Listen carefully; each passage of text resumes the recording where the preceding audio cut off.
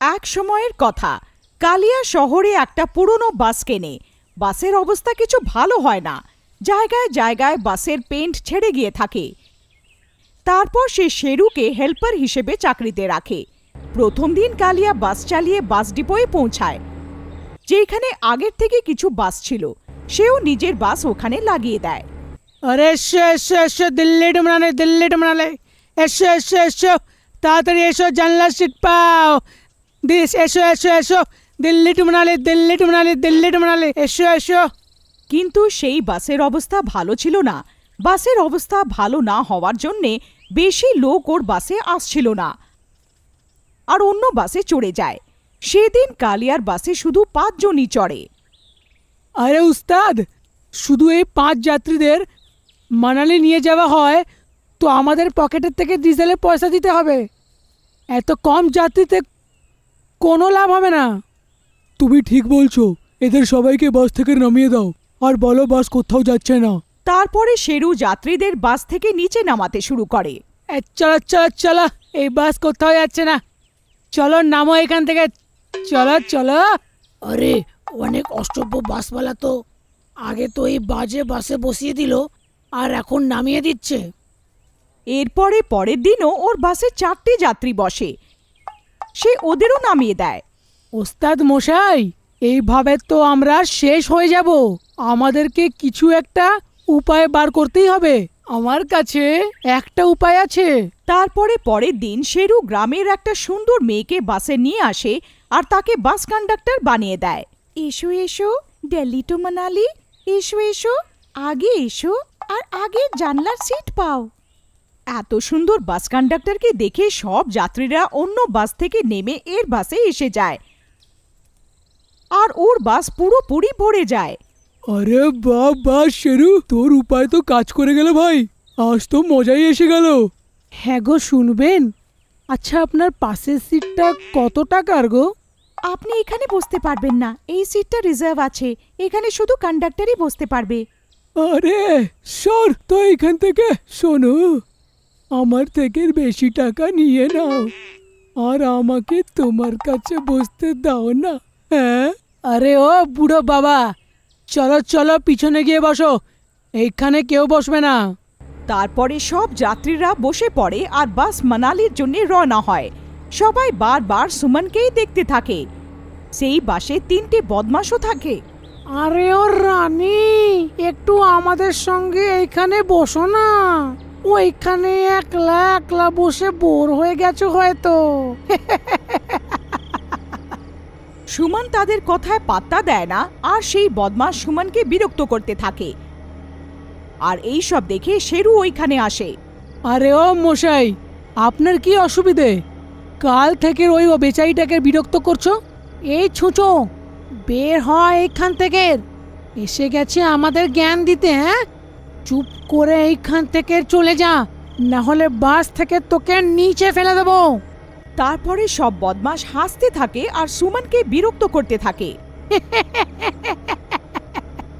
আরে ভাইয়েরা, তোমরা কি দেখতে পারছো না যে এই বদমাশটা মিলে এই মেয়েটাকে বিরক্ত করে যাচ্ছে? আপনাদের মধ্যে কি কেউ কিছু বলবে না? ভয় পেও না, আমরা সবাই মিশে এর জবাব দিতে পারবো। এই, মনে হচ্ছে তুই এইভাবে শুনবি না, আর একটাও কথা বললে তোকে বাস থেকে নিচে ফেলে দেবো। তারপরে শেরু কালিয়ার কাছে যায়। ওস্তাদ, পিছনে কিছু বদমাইশ সুমনকে বিরক্ত করে যাচ্ছে, আমাদের কিছু করতেই হবে। হ্যাঁ, তুমি ঠিক বলছো, তুমি দেখতে থাকো, যে কোনো পুলিশ স্টেশন দেখতে পারবো আমি বাস থামিয়ে দেবো। তারপর রাত হওয়ার পরে লাল্লান সুমনের হাত ধরে নেয়।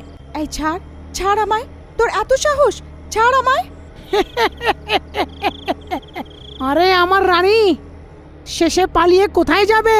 হ্যাঁ, তারপর টানাটানিতে সুমনের নিয়ন্ত্রণ হারিয়ে যায় আর সে বাস থেকে নিচে পড়ে যায়। এই দেখে সেই বদমাশ ভয় পেয়ে যায়। তারপর এই খবরটা জানানোর জন্যে একটা লোক কালিয়ার কাছে যায়। আরে দাদারা, বাস থামাও, অঘটন হয়ে গেছে, সেই মেয়ে কন্ডাক্টর বাস থেকে নিচে পড়ে গেছে। এই শুনে কালিয়া বাস থামিয়ে দেয়। তারপরে কিছু লোক দৌড়াতে দৌড়াতে পেছনের দিকে যায়। ওরা সেইখানে পৌঁছায় যেখানে সুমন পড়ে গেছিল, কিন্তু সেইখানে ওরা সুমনের শব পায় না। এইদিক ওইদিক খোঁজার পরও কিছু জানা যায় না। আরে ভাই, এইটা সব জঙ্গলের রাস্তা। আমার মনে হয় কোনো জঙ্গলি জানোয়ার তাকে নিয়ে গেছে। আমাদেরও এইখানে থাকা বেশি উচিত নয়। আমরা কেউ সুমনকে খুঁজতে পারবো না। চলো তাড়াতাড়ি বাসে বসো, কোথাও আবার জঙ্গলি জানোয়ার না চলে আসে। তারপরে তারা ভয় আর অন্ধকারের জন্যে বাসে ফেরত আসে আর বসে পড়ে। আরে হতচ্ছাড়ারা, তোমরা যা করেছো ওর শাস্তি তোমরা নিশ্চয়ই পাবে। একটু দূরেই একটা পুলিশ স্টেশন আছে, তোমরা সবাই জেলে পচে মরবে। তারপরে এইটা বলে কালিয়া রেগে জোরে বাস চালাতে থাকে। তারপরে কিছুক্ষণ যাওয়ার পরে হঠাৎ বাস দাঁড়িয়ে যায়, কেননা রাস্তায় একটা গাছ পড়ে থাকে। তখনই বিদঘুটে আওয়াজ আসতে শুরু করে, সবাই ভয় পেয়ে যায়। আরে মরে গেলাম রে! এইটা কার গর্জন ছিল ভাই? মনে হচ্ছে পাশের কোনো জঙ্গলি জানোয়ার আছে। আরে উস্তাদ, বাস কেন থামালে?